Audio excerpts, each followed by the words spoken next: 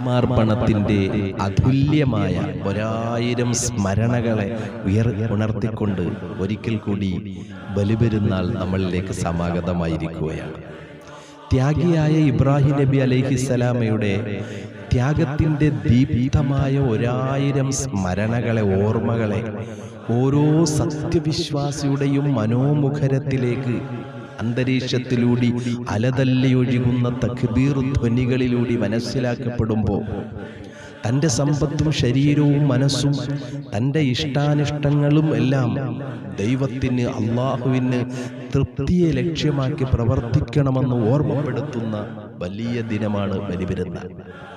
ത്യാഗിയായ ഇബ്രാഹിം നബി അലൈഹിസ്സലാമയെയും അനുസരണയുടെയും അർപ്പണബോധത്തിൻ്റെയും ആൽരൂപമായി മാറിയ ഇസ്മായിൽ നബി അലൈഹിസ്സലാമയെയും ക്ഷമയുടെയും സഹനത്തിൻ്റെയും മാതൃരൂപമായി മാറിയ ഹജറ ഉമ്മർ റളിയല്ലാഹു തആല അൻഹയെയും ഭർത്തൃസ്നേഹത്തിൻ്റെ സ്ത്രീ മാതൃകയായി മാറിയ സാറാ ബീവി റളിയല്ലാഹു തആല അൻഹയും ഓർമ്മിക്കാതെ ഒരിക്കലും ഒരു സത്യവിശ്വാസിക്കും ഒരു ബലിപെരുന്നാളും ആഘോഷിക്കുവാൻ സാധ്യമല്ല.